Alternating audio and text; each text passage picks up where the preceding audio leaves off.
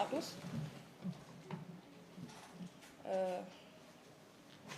Au nom de l'inspecteur général de police, Mame Seydou Ndour, directeur général de la police nationale, et sur instruction du directeur de la sécurité publique, le commissaire de police divisionnaire de classe exceptionnelle Ndiara Serre, je me tiens devant vous pour vous faire un point de situation du dispositif sécuritaire prévu par la police nationale dans le cadre du Gamou édition 2026. Période de célébration annuelle de la naissance du prophète Mohammed, paix et salut sur lui, le Gamou reste l'un des événements religieux les plus importants du Sénégal, qui rassemble des milliers de fidèles venus de l'ensemble du territoire national, de la sous-région et de la communauté internationale. La demande sécuritaire devra dès lors être portée à un niveau très élevé afin de garantir l'ordre et la tranquillité, d'assurer la sécurité de la mobilité, de lutter efficacement contre les actes malveillants et la grande criminalité et de manière plus générale prévenir tout acte de nature à porter atteinte au bon déroulement de cette importante édition. Pour une prise en charge optimale des besoins de sécurité, la police nationale, fidèle à sa tradition, entreprend plusieurs actions avant, pendant et après la tenue de cet événement. Cet engagement se matérialise par le déploiement d'importants moyens humains et matériels, ainsi qu'une forte mobilisation de tous les services. Ce dispositif est évalué à l'occasion de la visite d'inspection du directeur général de la police nationale, accompagné de ses principaux collaborateurs. Laquelle visite a été effectuée ce 24/8/2026, la veille du Gamou. Plusieurs opérations ont été menées. Pour illustrer cela, on peut citer les opérations de sécurisation de grande envergure qui ont été menées sur toute l'étendue du période communal, 3 semaines avant cet événement.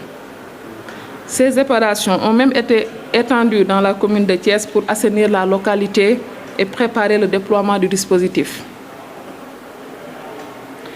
Donc, ces opérations de grande envergure qui ont été menées à Tivaouane ont été avec un déploiement des effectifs du commissariat urbain de Tivaouane, du commissariat central de Thiès et du groupement mobile d'intervention.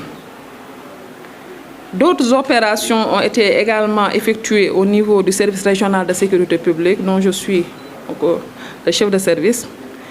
Et celles-ci ont également impliqué des effectifs du commissariat central de Thiès et de ses secondaires, notamment les commissariats et les postes de police de Thiès.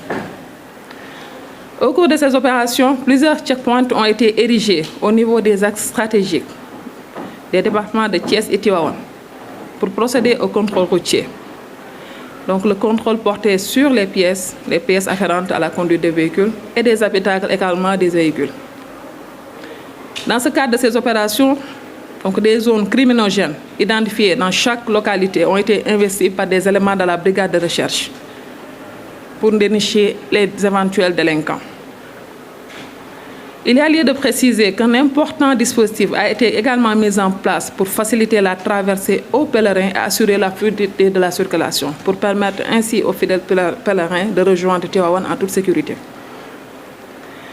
Pour vous présenter le bilan de ces différentes opérations, on pourrait dire que celles-ci ont permis d'enregistrer des résultats très probants. Ainsi, 167 personnes ont été interpellées, dont 128 pour vérification d'identité, 13 pour vol, 12 pour ivresse publique manifeste, 10 pour détention et usage de chanvre indien, 2 pour vagabondage, 1 pour conduite dangereuse et mise en danger de la vie d'autrui. 228 pièces ont été également saisies, 22 véhicules mis en fourrière et 24 motos immobilisées. Il y a lieu de signaler également que dans cette rubrique concernant les interpellations, un individu a été interpellé le 22 août 2026 pour meurtre commis sur une jeune fille de 24 ans dont le corps sans vie a été découvert dans la brousse au quartier Selko. Des constatations ont été effectuées et les investigations qui ont été entreprises aussitôt ont permis de remonter à cette personne qui est actuellement placée en garde à vue dans le cadre de l'enquête ouverte. Tout comme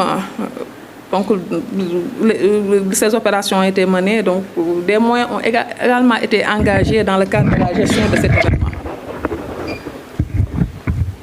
Ainsi, à une semaine de la célébration du Gabon, un dispositif précurseur de 200 éléments du groupement mobile d'intervention a été déployé pour accompagner le commissariat urbain de Tivaouane dans ses différentes activités de désencombrement, d'isolement des zones sensibles, de délimitation des zones piétonnes et marchandes. À cela s'ajoute le déploiement quotidien d'un important dispositif pour la couverture sécuritaire de toutes les activités du BOUT. Le déploiement de l'ensemble du dispositif a été effectif le dimanche 23 août 2026. Ce dispositif est constitué de 3644 fonctionnaires de police relevant des différents services et directions opérationnelles de la police nationale.